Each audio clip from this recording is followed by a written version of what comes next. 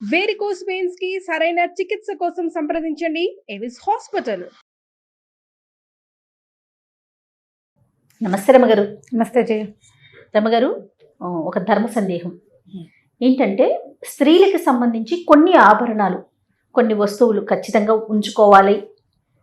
ఇదివరకు అలా ఫాలో అయ్యేవారు. ఎలా అంటే గాజులు కానీ, మట్టెలు కానీ ఇలాంటివి ఖచ్చితంగా స్త్రీకి ఉండాలి. పెళ్ళైన స్త్రీకి అయితే కొన్ని, పెళ్లి కాకముందు అయితే కొన్ని వస్తువులు అనేవి. అయితే కాలానుగుణంగా వస్తున్న మార్పుల్లో భాగంగా మన వృత్తిని బట్టి, మనం ఉండే ప్రదేశాలను బట్టి కొన్ని మార్పులు చేర్పులు చేసుకుంటున్నాం అన్ని విషయాల్లో కూడా. అయితే అలా వేసుకోకపోతే ఏదో జరుగుతుందని, వేసుకుంటే ఇంకొంత మంచి జరగవచ్చు, వేసుకోకపోతే చెడు జరగవచ్చు, ఇలాంటి అపోహలను వింటూ ఉన్నాం. ఇవి ఎంతవరకు కరెక్ట్ అంటారు? ఇవి ఎవరి వాళ్ళవే అభిప్రాయాలు జయ. పురాతన కాలంలో ఇప్పుడు నువ్వు గాజులు తీసుకో. గాజులు అనగానే మనం చూడు పూర్వకాలపు శిల్పాలు, దేవతా శిల్పాల దగ్గర నుంచి మామూలు యక్షణులు అవి శిల్పాలు, నాగిని మన రామప్ప గుడిలో నాగిని శిల్పాలు, ఏ శిల్పాన్ని చూసినా ఈ చేతి దగ్గర ఏదో ఒక ఆభరణం ఉన్నట్టు కనపడుతుంది. కంకణం, కంకణాలు, ఒక కంకణం, ఒక వస్తువు ఉండటం. ఇప్పుడు స్త్రీలు అలంకార ప్రియులు, ఏదైనా ఒక వస్తువును అలంకరించుకుంటే వాళ్ళకి సంతోషంగా ఉంటుంది, అందుకని అలంకారాలు అట్లా అట్లా అట్లా మొదలైనవి. పూర్వకాలం ఇప్పుడు మనం చెప్పుకునే మట్టి గాజులు లేవు, లోహపు గాజులే వేసుకునేవాళ్ళు. వెండి బంగారం అలాంటివే వేసుకునేవాళ్ళు. పంచలోహాల గాజులు వేసుకునే విధానం కూడా ఉంది. ఇత్తడి, రాగి కంకణం, ఏదో ఒక కంకణం.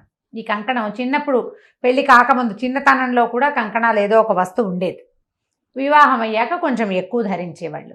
ఇక్కడ ప్రధానంగా ఏంటంటే, చాలా ముఖ్యంగా చెప్పుకోవాల్సింది, స్త్రీలకి ఈ చేతి ఈ భాగంలో, మగవాళ్ళకు కూడా ఇక్కడే ఉంటాయి, ఈ మన ఎండోక్రైన్ గ్లాండ్స్, అలాంటి గ్లాండ్స్ అన్నీ ఇక్కడి నుంచి స్టార్ట్ అవుతాయి. అంటే ఆ తాలూకు నరాలు, ఇక్కడున్న నరాల మీద ఒత్తిడి కనుక ఉంటే, ఈ ఒత్తిడి వల్ల పునరుత్పత్తి వ్యవస్థ సరిగ్గా ఉంటుందని ఒక ఏమంటారంటే ఆక్యుప్రెషర్ పాయింట్ ప్రెస్ అవుతుంది.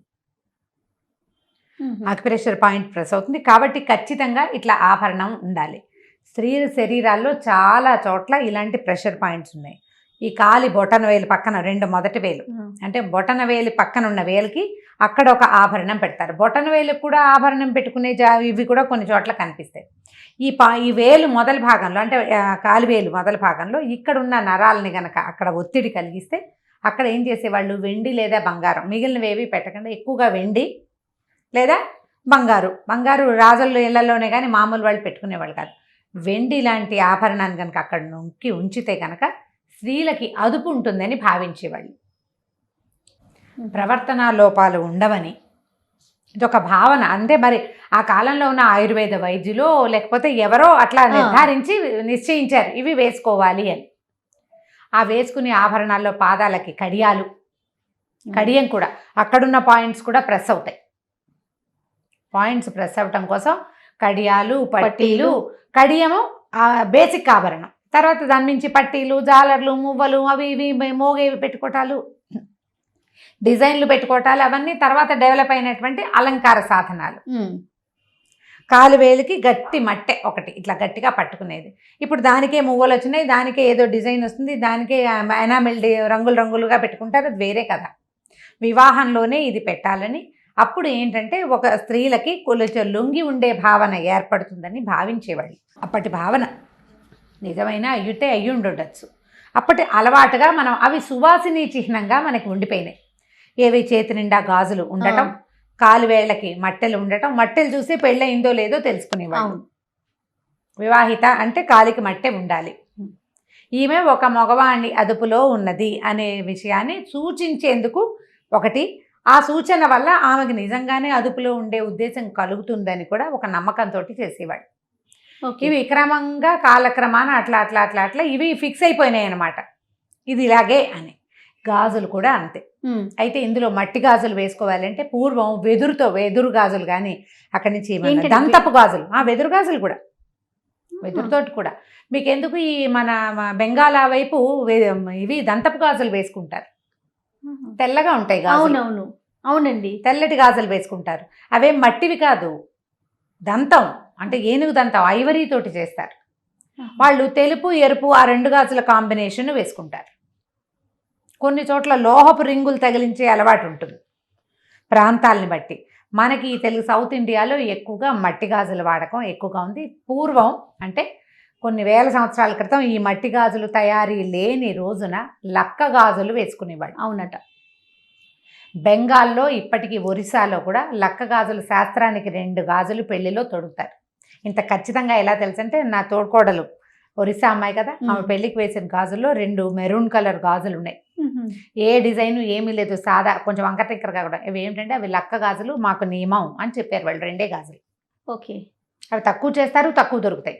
పెళ్ళప్పుడు అది వాళ్ళ సెంటిమెంట్గా అది ఖచ్చితంగా అవి వేస్తారట. తొలినాళ్లలో వాళ్ళు అవే వేసుకునేవాళ్ళు. మనం మట్టి గాజులు వేసుకుంటాం. మన దగ్గర కూడా కొన్ని కమ్యూనిటీస్లో అసలు మట్టి గాజులు వేసుకొని కమ్యూనిటీస్ కూడా ఉన్నాయి. మట్టి గాజులు పనికిరావు, బంగారు గాజులే ఉండాలి. మట్టి గాజులు వేసుకుంటే మనకి ఎట్లా అలవాటు అయిపోయిందంటే చేతి నిండా గాజులు ఉండటం సువాసిని లక్షణంగా మనకి అలవాటైపోయింది. కొన్ని సంవత్సరాలుగా, కొన్ని వందల ఏళ్ళుగా అందాం అనుకోండి, అట్లా అలవాటైపోయింది. ఇప్పుడు ఇది వేసుకోవటము భర్తకి మంచిది, కుటుంబానికి మంచిది, జీవితానికి మంచిది కంటే ప్రధానమైనది స్త్రీ ఆరోగ్యానికి మంచిది. ఇక్కడ ఉండే ప్రెషర్ వల్ల ఈమె తాలూకు ఇవి హార్మోన్స్ సజావుగా స్రవిస్తాయి. వేసుకోకపోతే ఏవో నష్టాలు వచ్చేస్తాయి, కుటుంబానికి ఏదో అనర్థం వచ్చేస్తుంది అని ఇలాంటి అనుమానాలు కూడా ఉంటాయి. అంటే ఇప్పుడు బోసి చేతులు ఉన్నాయి అనుకో జయ, చెయ్యి ఖాళీగా ఉంటే ఒక లుక్ బాగుండదు మనకి. ఒక అలంకరణ అలవాటైంది. ఇప్పుడు ఎందుకు బొట్టు పెట్టుకుంటాము, బొట్టు లేని నుదురు బోసిగా ఉండదు. అవును. ఇది సువాసిని చిహ్నంగా ఎలా అయిందంటే క్రమంగా భర్తల మరణానంతరం వైధవ్యం ప్రాప్తిస్తే ఈ గాజు తీసేసి ఈమె ఇది లేదు, ఈమెకి భర్త లేడు అనే విషయాన్ని సూచన చేసేవాళ్ళు. బొట్టు గాజులు లేకపోవటం వల్ల ఈ సూచన వల్ల ఏమైందంటే ఈ కనపడకపోతే అదేదో అశుభం అనే భావన మనకి మనసులకి అలవాటైపోయింది. ఇప్పుడు కాలంలో ఎన్ని మార్పులు వచ్చినాయి. అవును, కొన్ని రకాల మార్పులు, కొన్ని వేల రకాల మార్పులు వచ్చినాయి. మళ్ళీ ఈ గాజుల్లో ఒక్కొక్క గాజు ఒక్కొక్క రంగు, ఒక్కొక్క దానికి ప్రతీక. ఒక రంగు, ఏ రంగు, రంగులకి తల సంకేతం. ఆకుపచ్చ ఒకదానికి, నారింజ ఒకదానికి, తెలుపు ఒకదానికి, నలుపు, ఎరుపు, ఇట్లా ఒక్కొక్కటి ఒక్కొక్క దానికి సంకేతం. అన్ని వర్ణాల గాజులు వేసుకోవాలి అంటే ఇప్పుడు మనకి పద్ధతులు మారిపోయింది, డ్రెస్సింగ్ సెన్స్ మారిపోయింది. మనం పాతకాలంలో లాంటి ఏవీ పాటించటం లేదు, ఏవీ పాటించాం మనం. అవును, పాటించలేకపోతే మన పరిస్థితులు అవి కాదు. అమ్మగారు అప్పుడు ఇంట్లోనే ఉండేవారు కదండి. ఇప్పుడు ఏంటి, ఇప్పుడు ఆ పరిస్థితి కాదు కదా. ఇంకా రెండోది ఏంటంటే ఈ గాజులు ఏంటంటే ఈ మట్టి గాజులు పగులుతాయి సులువుగా. అవును కదా. ఈ చేతి నిండా వేసి ఇవి పగలకుండా పనిచేయాలి అంటే జాగ్రత్తగా సంబంధ బాంధవ్యాలు కూడా చిట్లకుండా చూసుకోండి అని చెప్పడానికి సిగ్నిఫికెన్స్గా ఎక్కువ గాజులు పిల్లలకి వేసేవాడు. నిదానంగా పనిచేయటం, హేస్టీగా చేసేయకుండా స్థిమితంగా ఉంటుంది. చేతి గాజులు పగిలిపోయి చిట్లిపోయేంత విసురున పని చేయకూడదనమాట. గాజు చిట్లితే అశుభమని, అది చిట్లేలాగా పగిలేలాగా ప్రవర్తించకూడదని ఆడపిల్లలకి నెమ్మదిని నేర్పటం కోసం కూడా గాజులు తొడిగించేవాళ్ళు. ఓ డజన్ గాజులు గుత్తంగా కదులుతాయి. ఏదైనా పనిచేసి స్పీడ్గా ఏదైనా ఎత్తి చేసి ఇలా కొట్టి చేసి పగులుతాయి. పగిలితే అశుభం, భర్తకి మంచిదిగా. మనని భయపెట్టకపోతే మనం వినం కదా జయ. అవునండి, భయపెడితే వింటాం మనం. అది అశుభం, భర్తలకి మంచిది కాదు, ఐదోతనం తగ్గిపోతుంది. అంచేత ఇవి వాడాలని చెప్పేవాడు. అట్లా అలవాటై మన పతివ్రత కథల్లో విని విని విని విని ఇవి లేకపోతే ఏదో కొంప మునిగిపోతుందనే భావనలోకి మనం వచ్చేసాం. మీ ప్రవర్తన నిదానమైనదైతే మీకు గాజులు అవసరం లేదు. గాజులు వేసుకుంటే నిదానంగా ప్రవర్తించాలి. రోజు తీసి వేసి కాకుండా ఇప్పుడు నువ్వు ఓ చీర కట్టుకున్నావు, దీనికి మ్యాచింగ్ కుదరదు, అప్పుడు ఎలా అనిపిస్తుంది? ఆ గాజులను కూడా ఎంతసేపు తీసుకుని వేసుకుంటే పగిలిపోతాయి. అవి మట్టివైతే పగిలిపోతాయి. పగిలితే నీకు అశుభం, జరగకూడదు. ఆ భావన వచ్చేస్తూ ఉంటుంది. భయపడుతూ ఉంటాం. భయం పడితే ఎట్లా? భయపడ్డానికి కాదు, నీకు ఒకటి నేర్పించడానికి పెట్టారు ఇది. నువ్వు అది నేర్చుకో, నువ్వు అది నేర్చుకుంటే సరిపోతుంది. భయపడాల్సిన పని ఏమీ లేదు.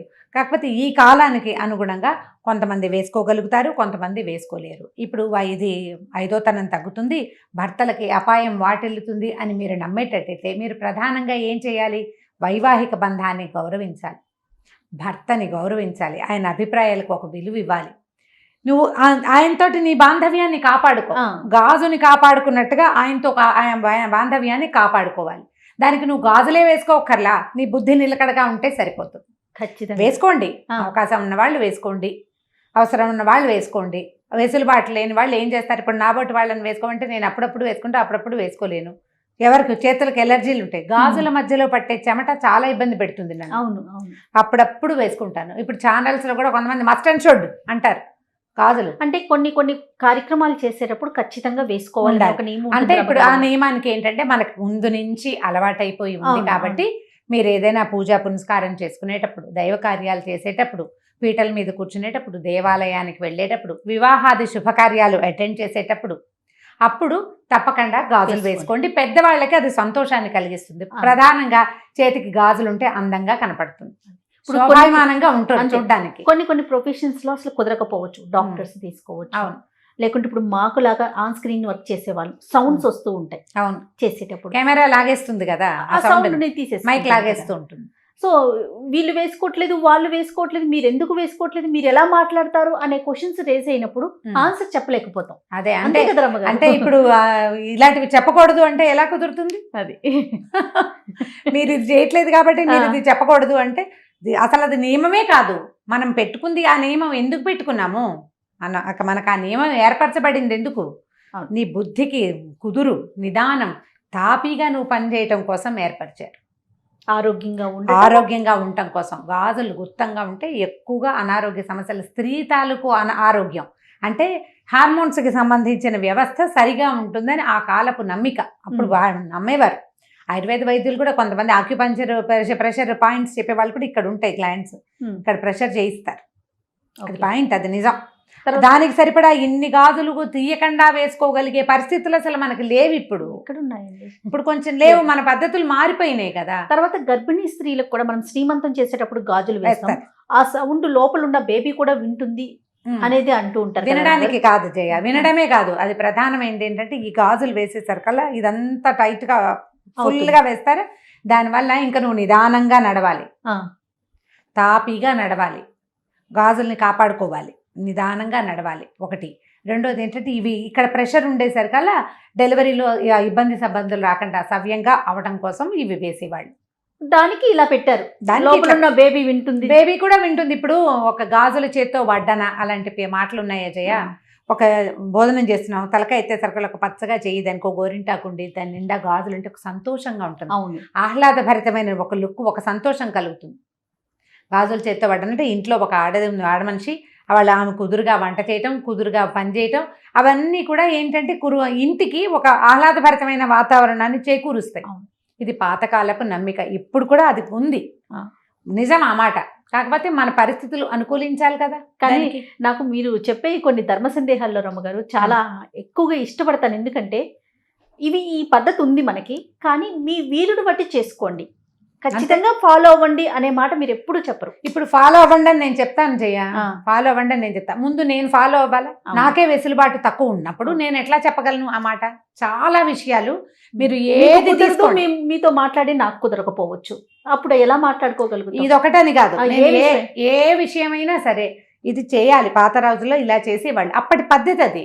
మనం అప్పటికి ఇప్పటికీ మీరు ఒకసారి అందరూ ఆలోచించండి, ఎంత హస్తి మశకాంతరం తేడా వచ్చింది అప్పటికి ఇప్పటికి.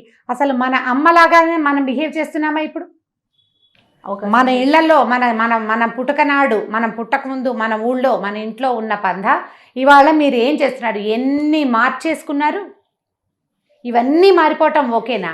మరి కొన్నిటిని మాత్రం ఎందుకు చేసి అంటే దీని వల్లే ఇది జరిగిపోతుందేమో అనే ఒక భావన ఎందుకు వెళ్తుందంటారు? అంటే ఏమి లేదు జయ, అది ఎలా ఉంటుందంటే వాళ్ళకేదో ఒక గిలి ఉంటుంది లోపల, ఎవరికి వాళ్ళకి ఒక గిలి, ఒక భయం ఏదో ఉంటుంది. ఆ భయాన్ని ఎక్స్ప్రెస్ చేస్తారు. ఇప్పుడు ఒక పాయింట్అవుట్ చేయటం అని అనుకోవద్దు, మనం అట్లా అనుకోకూడదు. వాళ్ళకే ఒక అనుమానం ఉంటుంది, బోస్ చేతులతోటి ఉన్నారు వీళ్ళు అని అనిపిస్తుంది. అసలు ఇది పొరపాటు. నేను ఇప్పుడు ఒక పాయింట్ చెప్తాను, మాకు వైష్ణవుల్లో మట్టిగాజులు వేసుకోరు, మడి కట్టుకుంటే పనికిరాదు. చూడండి, మట్టిగాజులు లేవు, నల్ల పూసలు మట్టిగాజులు ఉండవు మా పెళ్లిళ్లలో. కొన్ని కమ్యూనిటీస్ లో ఖచ్చితంగా మట్టి గాజులే వేస్తాము, నల్ల పూసలు కడతారు. మా అత్తవారింట్లో నల్ల పూసలు కడతారు, మా పుట్టింట్లో నల్ల పూసలు ఉండవు, అసలు లేవు, కట్టరు పెళ్లిళ్లలో. వైష్ణవ వివాహాల్లో గమనించండి. అంటే ఇప్పుడు ఏం చేస్తున్నారు, ఇప్పుడు పిల్లలు ఇప్పుడు లేటెస్ట్గా ఫ్యాషన్కి అందరూ పెళ్లిళ్లలో చక్కగా కలర్ఫుల్గా చీరకు మ్యాచింగ్ గాజులు వేసుకుంటున్నారు, కానీ నల్లపూసలు మాత్రం కట్టరు. ఎందుకంటే అది వేడుక కాదు, నల్లపూసలు వేడుక సౌందర్యానికి కాదు కదా, అది ఖచ్చితంగా యజ్ఞంలో ఒక భాగం. అది కొన్ని కమ్యూనిటీస్ కొన్ని రూల్స్ ప్రకారం వెళ్తూ ఉంటారు. కాబట్టి అస్సలు దాని మీద సిద్ధాంతమే లేదమ్మా. మీ వెసులుబాటు, మీ వీలు, మీరు ఉంచుకోగలిగి చక్కగా చేతుల నిండా గాజులు ఉంచుకుని ముచ్చటగా కనపడతాము అంటే లక్షణంగా కనపడండి. అవకాశం లేని వాళ్ళని వాళ్ళ అవకాశం లేని తనానికి అయ్యో అనుకుని వదిలిపెట్టేసేయాలి. లేకపోతే ఏం చేస్తావు? ఇప్పుడు ఎయిర్ హోస్టెస్ అవుతుంది నీ కూతురు రేపొద్దున, నువ్వు జడేసుకో, పువ్వులు పెట్టుకో, చేతి నిండా గాజులు వేసుకుంటే వాళ్ళు రానిస్తారా? అసలు మనకు అవకాశం లేదు. కార్పొరేట్ ఆఫీసుల్లో గాజులు పట్టీలు గాజులు వేసుకుని వెళ్ళగలరా? వెళ్ళలేకపోతారు. మనం అప్పుడు ఏం చేయాలి? ఇంట్లో ఉన్నప్పుడు వేసుకోమా, పూజ చేసుకునేటప్పుడు వేసుకో గాజులు అని చెప్తే సరిపోతుంది. ఆఫీసులకి మనం పువ్వులు పెట్టుకొని వెళ్తేనే ఏమిటోగా ఉంటుంది. వేరే రకంగా అనిపించేసే రోజుల్లో ఉన్నాం మనం. అదే అది కాబట్టి ఆలోచించద్దు దీని మీద ఎక్కువగా, అనవసరం వీటికి ఆలోచన. అసలు మనకు మానవ సంబంధాలే సరిగ్గా లేవు, మనం వాటి కోసం తంటాలు పడాలి.